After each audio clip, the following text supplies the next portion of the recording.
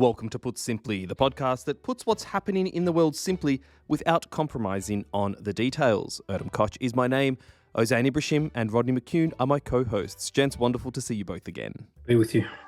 Yeah, likewise. Well, 3 years on from Russia invading Ukraine, and this week could prove to be a defining one for what is happening in the war. Multiple talks underway, particularly led by players that, well, to be honest, has been surprising for most of the world.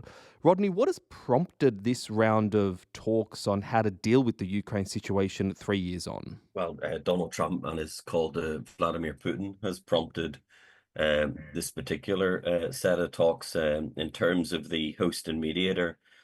The fact that Qatar has presented itself as a mediator in disputes, and particularly around Gaza and so on. I think the Saudis see that as a mechanism to elevate their own global profile as a player in the world stage, and the biggest economy and political bloc within the Middle East. So it's attractive from the Saudi perspective. It's catalyzed by the Trump and Putin call. And of course it excludes Europe, excludes Zelensky, and not quite sure what the areas of discussion are going to be, but presumably from Russia's perspective, it's to persuade the US to stop sending money and weapons to Ukraine. And from the American perspective, it feels like they will trade anything for the war to stop so they can claim credit for it, though there's already been a knockback now for the US on a request to Ukraine about access to mineral rights upon any ceasefire cessation in terms of future security support. So that shows that Ukraine realizes what its potential trade is with the US and wants to extract better value for its own population, given the obvious sacrifice that they've made in recent years since the invasion. So optimistic that something will come of it. I'm sure they can find some middle ground, but the middle ground between America and Russia isn't necessarily a middle ground that Europe will be happy with, that Ukraine will be happy with, or that will be able to actually get enough support to have an impact. I don't know, Zan. Maybe you think more optimistically on it? No, not at all. I think we're in a very odd situation. Not to be unexpected. There's nothing surprising about where we are. I think Trump was very clear about what he wanted to do during the campaign. He was certainly saying that he wants to end the war quickly, very much talking in favor of what would objectively be categorized as Russia's interests, or in Russia's interests. I'm very surprised that the Europeans were somewhat kind of caught off guard with this. I think it's not surprising. That's not to say it's not really, really concerning, because I think any peace deal without Ukraine in the room cannot be something that Ukraine is going to agree to, particularly considering that, as we discussed on last week's podcast, the people who are putting this together, I mean, I'm trying to be generous here, but are really incompetent. Like, we've got Hegseth, who, before he came in charge of the biggest army in the world, was a Fox News anchor on the weekends. And, in the spirit of giving everyone a fair go, people gave him a fair go, and he really proved that he is completely not up to the job. His press conference is probably one of the worst press conferences that I've seen on an international stage of any American politician, and that's or any American administrator, and that's going back to the Bush years, where we had plenty of people to kind of point fingers to and say they're terrible international kind of operators. But look, at the end of the day, this was supposed to be a 3-day war. in 2022 February. It's been going on for 3 years. Russia is nowhere near achieving its objective, and there are some very obvious facts here. Russia invaded Ukraine in 2022, but also previous in 2014. Russia is saying that it will not give up any of the land that it's taken, and that goes back to the 2014 maps of Ukraine pre that invasion. It will not agree to Ukraine joining NATO, and has put a number of other conditions, including the Europeans not being present or being a part of the peace deal. So anything that comes out of Saudi Arabia, I suspect, won't be accepted by Ukraine. But again, this is classic Trump. He's going to get a win out of this, because whatever happens, if, for example, he puts a deal on the table for Ukraine doesn't accept it, then he's got every right or every opportunity to go back home and say to his base, "Hey, I tried to end the war. They're not coming on board, so we're going to effectively cut our aid, and they're on their own," which then means one of two things: Russia takes over more land, or Europe steps up and increases its defense expenditure, increases its defense presence in that region.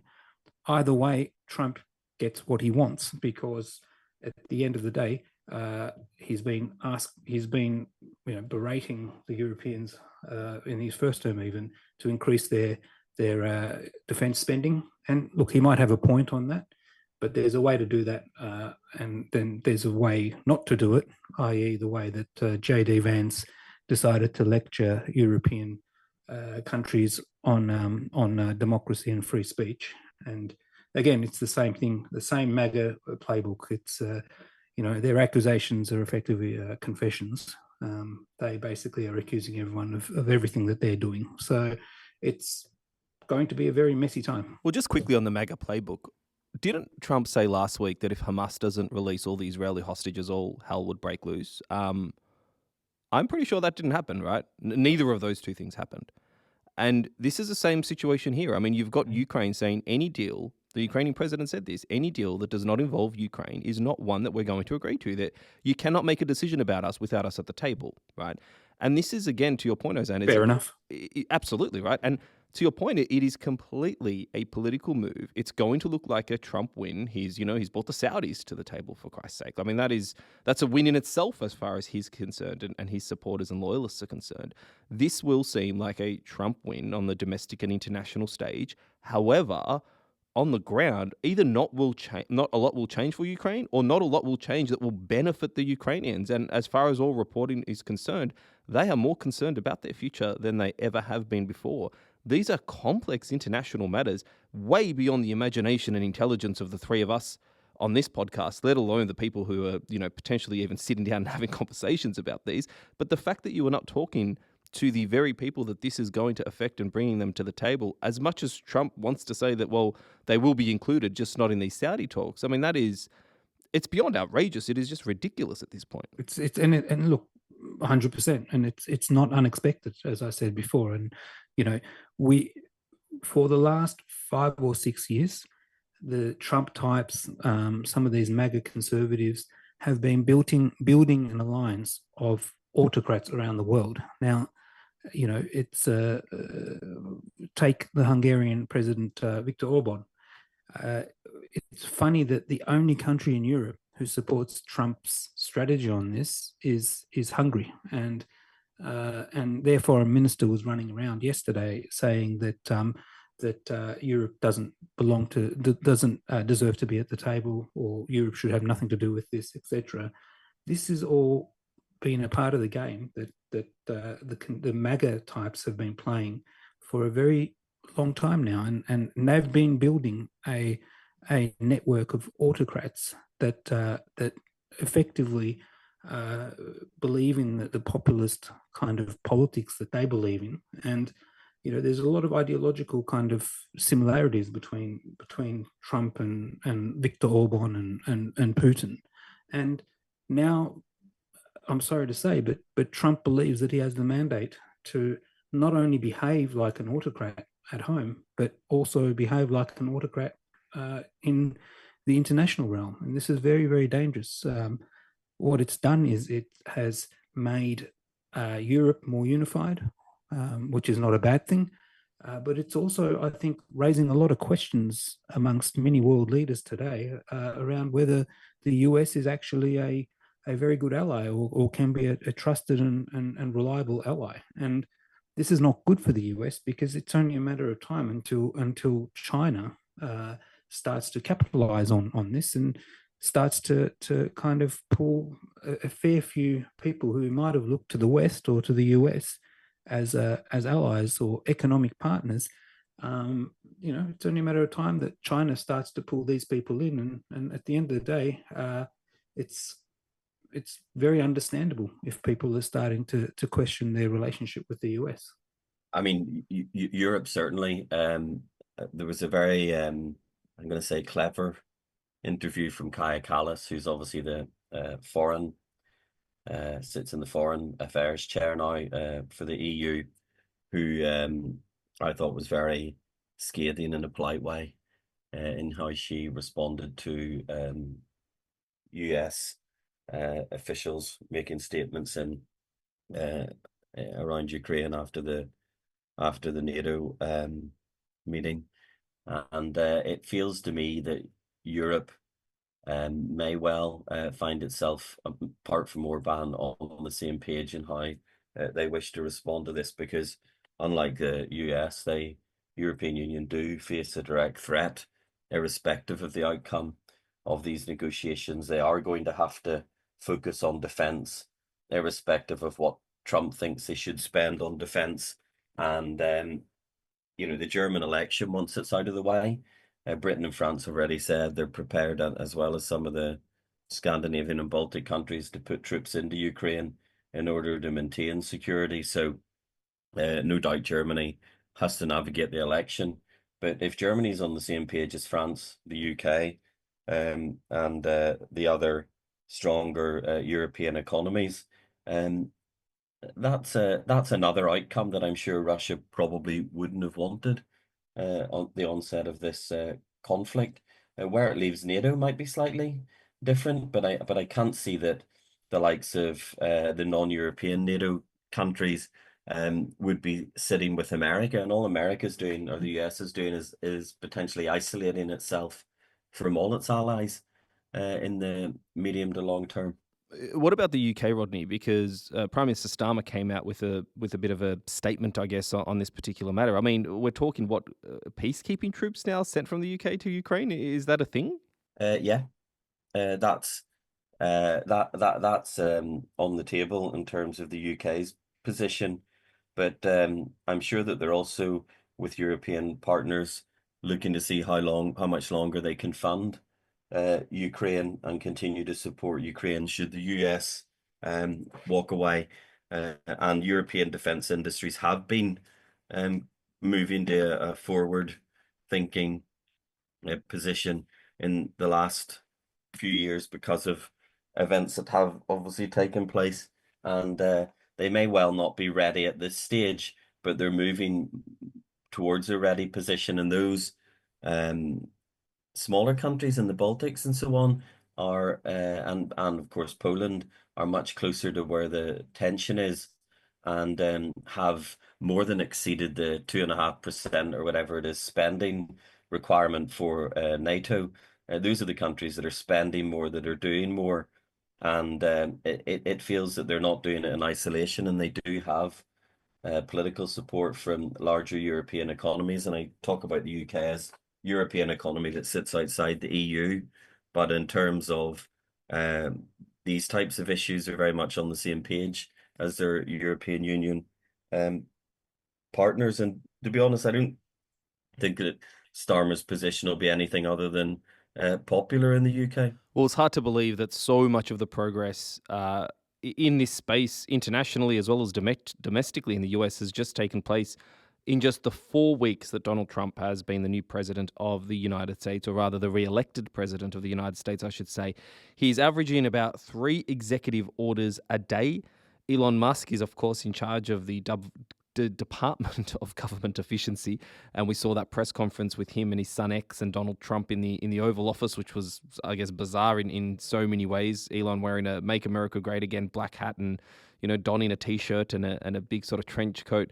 But one really interesting thing happened, and that was, I guess let me ask you to explain this, Ozan. But imagine if you're a federal government employee, you receive an email on Thursday saying your job has been terminated, and now the government wants you back. That's exactly what happened. To take us through that.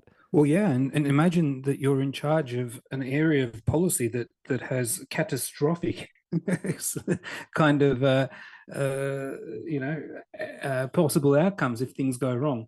And my friend, you're talking about the employees of the Nuclear Safety Authority, who are effectively, put simply, in charge of ensuring nuclear safety across the country, and I suspect they play a pretty wider role, just even beyond the US. So, yes, they were sacked, and then in true Elon Musk and back then Twitter style fashion, they were sacked, and then I think someone realized that these guys might be a little bit important, and let's get them back. However, of course, when they were sacked, they were cut their access to their emails and government issued phones, etc., was cut off.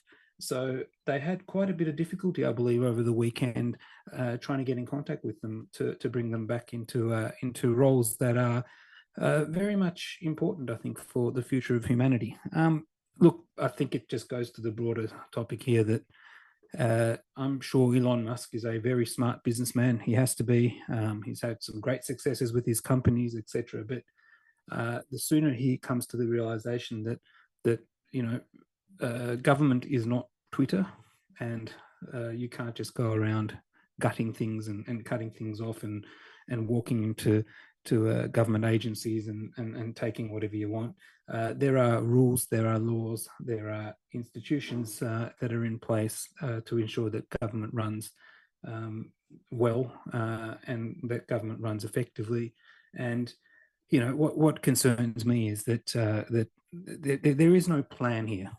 Basically, they said to the electorate, and the electorate supported this, that apparently the US government is a deep state, it's corrupt, it's a swamp, etc., and they want a mandate to just break it up and then fix it. But there's no plan, there is no strategy, there is no indication that they have any idea what to do once they break it and destroy it. So, if I was an American, I would be very concerned about what's going on right now, because this is not a normal way a democracy should be running. This is not how you would expect a elected government to govern. And we've talked about this quite a bit. I think it's, Trump is very good at winning elections, but he's not very good at governing. He's shown us that last time in his first term. And he's even worse now because he has a bunch of unelected, unaccountable people who are running around just causing mayhem, and for again, absolutely no reason. And what bothers me most about this, and what I think most people should find extremely concerning, is that take away the MAGA extremists, the people who will follow Trump wherever he goes. They're in it till the end. But there are a lot of intelligent people, and there are a lot of people who, for whatever reason, were very angry. And, fine, they were angry. They gave Donald Trump a vote. They wanted to give him a chance to fix things. But surely they've got to come to the realization that this is not what they had in mind. I mean, this cannot be what they had in mind, because many, many people are not MAGA cultists. They are people who voted because they were angry. They might have been angry at, too much wokeism, too much DEA, too much of trans people playing in sports, all of this sort of stuff, and the price of eggs, all of these things, Soros, they were all angry at these things. And what have we ended up with? We have ended up with the price of eggs going up, inflation is continuing to go up. Of course, they'll blame Biden for this as well, as they do. But it's on them now. I mean, Trump is now president, and it was fair game before. The price of eggs were blamed on Biden. Now it's Trump's fault. And then we talk about a deep state and a Soros type of character apparently behind the scenes pulling all the strings. Now we have the world's richest man, not even behind the scenes, overtly going around trying to destroy the government, and that's all he's doing. And not only that, if you had told me 10, 15 years ago that the world's richest man, who relies on billions of dollars every year from government contracts, is given the keys to the treasury and is given the mandate to cut the budget, I would have said you're mad. And this is where I can't understand how people are not up in arms about this. Like, it's not even conflict of interest. This is how oligarchies are run. This is how autocracies are run. I mean, I would expect this sort of thing from Russia, not the United States. So I'm confused. I don't know what to say. But what if some of these Doge reforms work? I mean, that I may not believe that they will, but what if they do? Is it possible that there is a different way to do things? When we have the UK elections, the election's about improving public services. It's not in America. It's just about making it cheaper, cheaper food. No one's saying better schools, better healthcare. They're saying cheaper government, smaller government. And if they are able to deliver a similar standard of government to what they have at a much more greatly reduced cost, they're going to peddle that as a huge success. And potentially it'll be something which other governments will seek to follow to deliver the same at cheaper. And from America's point of view, when you look at debt, when you look at other things that they want to do, simply cutting cost would be a huge success on this sort of uber capitalist type platform that they want to get to, and make the economy super attractive. We don't talk about green energy and energy anymore. We just talk about energy cost. They've killed the sustainability thing. ESG's been killed largely, and the whole conversation's taking place in a different space. I completely agree that the risk and things like the NNSA, and although the reports that they don't quite understand the jobs that people are doing sometimes when they're asking them to take their final paycheck and go home for the afternoon. I think probably the clue in the name of the National Nuclear Security Administration would have been one that they should have been probably cognizant of. So they're taking high risk. They're trying to do things very quickly and very dramatically, but it is possible that they will shake up the government and still be able to deliver government, federal, and services to a standard that the public don't really recognize any difference. And if they do, they'll have had a success. Look, it's very possible that they may succeed. I'm not saying that, but I would have thought that you would do things in a more systematic manner and firstly sit down and say, okay, let's bring in auditors. Let's bring in people who actually understand what the government does. I'm sorry to say, Elon Musk has a lot of talents, but he's shown clear example evidence that he has no idea how government works. So, this is not, in my opinion, the way to go about it. And nobody's saying, I would agree 100% that probably, every government should go through a process of going through each budget line item and figuring out whether we need to, or whether the government needs to spend that money, is it worthwhile, etc. But this is not the intention here. This is, the Dodge mob have basically gone through the budget and said the things and singled out budget programs that they don't like and have labeled them fraud. They're not serious about this, Rodney. It's not a, this is just a political game for them. They're trying to take control. No, and Ozan, there is a political element on, and I think you said wokeism and so on. Policy areas they don't like. They're just getting rid of the agency who either introduces or enforces those particular policies. And again, 100%, you're right that what they're doing is the wrong order, in that before you make a cut, you need to understand the impact, would be the conventional approach.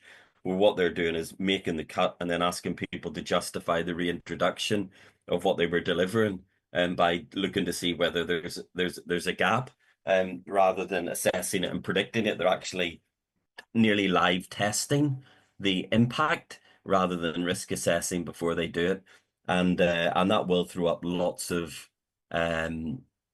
problems. Right, I think we Yeah, can but I agree mean, on that. Where I think services and funding are cut, they realize they've cut the wrong thing. They have to try and reintroduce it. But that's their, it's a corporate attitude to government. It's like it's a saying, Silicon Valley attitude. Yeah. yeah, and yeah, maybe a Silicon Valley attitude's better. And it's like saying, well, look, how thin do we need to make this parachute before it doesn't hold the weight of an average human? And someone says, well, look, let's just test it on people until we get one that fails, and then we'll stop and go back to the iteration before that. So that, don't spend time and money on the science. Let's just give it a go. It feels like that's the sort of attitude that they have. However, if it works, saves lots of money, has a few problems, but people forget about it quickly, I think other governments will try and do similar cost cutting, use it as a template. So what You, I you know, think is there'll you be know what the positives problem. within it, and they'll seize upon the positives to mask over the few dead sky jumpers whose parachutes weren't right or whatever it happened to be. But you know what the problem is? I think this is going to be the issue, because nothing they do will ever be a failure, because they effectively control, despite the mega types talking about the fact that the mainstream controls the media, etc. No, I mean that they control the airways, and they have a propaganda machine that's unrivaled.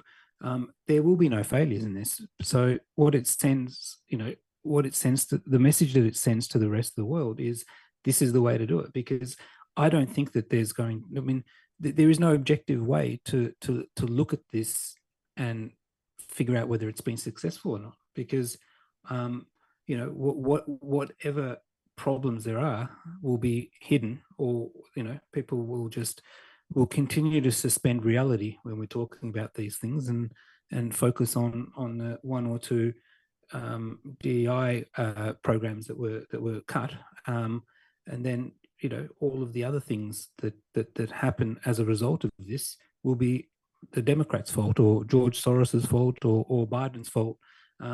We're not having an objective conversation. We're not dealing with facts or truths. So there is no way to see whether this will succeed or fail. Of course, it's going to succeed, because Trump will put forward the narrative and will spin the story that this is going to be a success. So I think, to be honest with you, to be pessimistic, it's from a communications point of view, it's doomed for the Democrats and for those people who are concerned about what's going on. On that cheery note. on that cheery note, how much do we place blame in where on earth are the Democrats here? Because the silence is deafening. They are not out and about and criticizing and holding the government to account, which in any representative government or in any democracy, that is, of course, one of the main points that any opposition should be doing.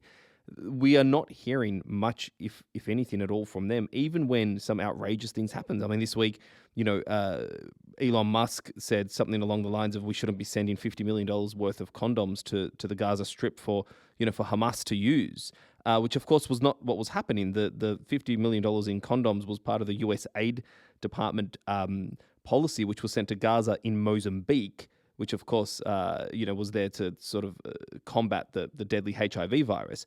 I mean, these are critical mistakes and critical statements to be making, things that you don't really want to be getting wrong. But back to my point of where's everyone else? Why? To say that, Trump and the Republicans control the airwaves, why are the Democrats and his opponents letting this happen? Surely there has to be a degree of accountability there. Well, where are the Democrats? That's a very good question, and one that needs to be asked. But where are all the other people who should know better? but who can't give up their anger towards, the 4 trans people playing in professional sports, can't give up their anger at all the DEI programs that's angered them for the last 4 or 5 years, can't give up their anger for the egg prices, for Soros's involvement in the deep state. These people need to just put their anger aside and say, okay, we've got bigger issues here. We've the US government is being overtaken by a group of people who are saying, it's not like we're making this up. This is no longer something that, people are being alarmist about. Trump is saying that he who saves the country, does not violate any laws.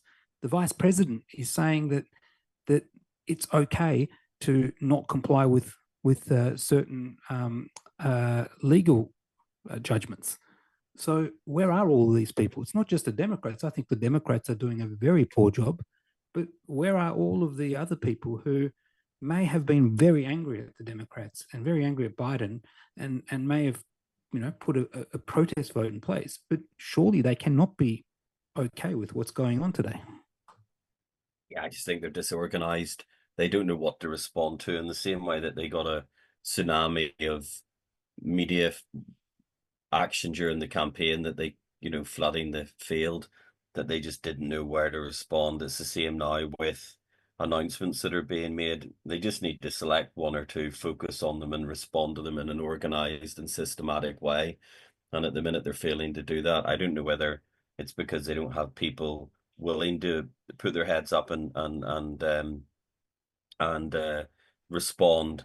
They don't have the right spokespersons in place, or they just don't have a central strategy to respond to these types of high-paced announcements. But I mean, responding to nothing is no excuse. If you're last in a race, you focus on passing the person just in front of you, not the leader, and they're not even doing that at this stage. It's perhaps the New York thing with Eric Adams is part of the first steps of some coordinated effort by the Democrats. But even then, they're looking to use the governor to invoke some, I don't know, 200-year-old law that's probably never been used to remove him from office, instead of something that people can actually understand, rather than trying to win on the technicalities. It doesn't sound like they're offering a different approach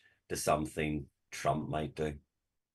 Look, it also, I think, has a lot to do with the system, the US system. It's quite different to where we come from, where there's a shadow cabinet concept, which is effectively an opposition. They are in Parliament. They have portfolio responsibilities, and their job is to hold the government of the day accountable. The US system doesn't have this sort of thing. I mean, if you don't have any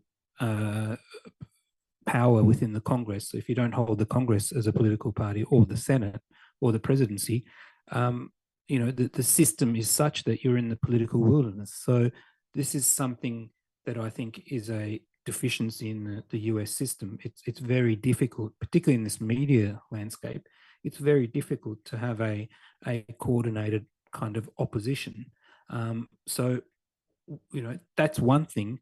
But what they have to do to kind of, I suppose, make up for that is, or to compensate for it, is to have a bunch of people like Pete Buttigieg and others who are very, very good communicators, out there every single day, almost like a presidential campaign, holding press conferences, holding rallies, and just doing things. And look, some of them are trying, I think, but because effectively Trump has monopolized the media attention with his 150 executive orders a day, like, it's impossible for these people to get any attention. And many of them don't have the profile either. So you need to really have a coordinated approach. And perhaps it's time for the Democratic National Committee to come in and start running some sort of campaign to push back on some of this stuff, because clearly it's not going to happen in Congress. Again, saying that, it may well be that, we're in the first 100 days. Trump is in a honeymoon. He's not really had his legislative powers at this point in time in Congress or the Senate properly tested. There are a number of big tests coming up with the budget. He wants to increase the fiscal, the budget ceiling to I think by $4 trillion. So there are a bunch of things that I suspect many in the Republican congressional caucus may not agree with, and let's see what happens. That might give an opportunity for the Democrats to get themselves inserted into the narrative and into the story and put up a bit more fight. But yeah, they've got to start doing something, because as you said, Rodney, they're running last, and doesn't seem like they're running much. Well, speaking of another race, all eyes will be on the German elections this weekend. That country heading to the polls. Rodney, give us the latest in terms of polls and what we're expecting to see in terms of outcomes. So Merz is leading on 26%. Then it's the far right on 20%, and then the incumbent Olaf Scholz is trailing a rather dismal third on 16%. So we are going to see a change of government in Germany. I wonder, the issue now becomes who's the coalition likely to be between, because a real poor performance from the incumbent does open the potential for a centrist coalition. Should there be problems with any discussions between the centre right and the right, because the gap's so big that it would be a very clear senior and junior partner. Now, whether they would be prepared to serve in government again in those circumstances, I don't know. But often when people are offered a government position, they find it very difficult to turn it down, irrespective of whether their broader party thinks it's in the long-term interest. So I think it's all to play for. We are looking at a very clear result. How it translates in seats and then the negotiations, we will see. Only need to look at Austria. Struggled post-election for centre and far right to form a coalition, and they're now back at the beginning of the process again. So I guess the discussion is going to be, where's the balance lie? Is there a clear leader? Who's the additional piece of support they might need to form a government, and can they do it without the far right? And I guess that's probably the big question, and I don't know where that's going to where those discussions are going to begin, but we will see a new chancellor. The stuff with the Americans this week and going and meeting with the AfD and so on, Vance or whatever, just really poor form, to be honest, and just again burning bridges with allies they just simply don't need to offend, but they seem to be making a habit of it at the moment. And I think it's interesting because the stuff that's going on with Ukraine and Russia surely might have some sort of impact on it. But I believe, if I'm not mistaken, the conservative, so the Christian Democrats and also the Social Democrats, both are very supportive of Ukraine. And then you've got the far right party and also the kind of left-wing populist party who are against or who are effectively pro-Putin. Not even effectively, they're quite explicitly pro-Putin.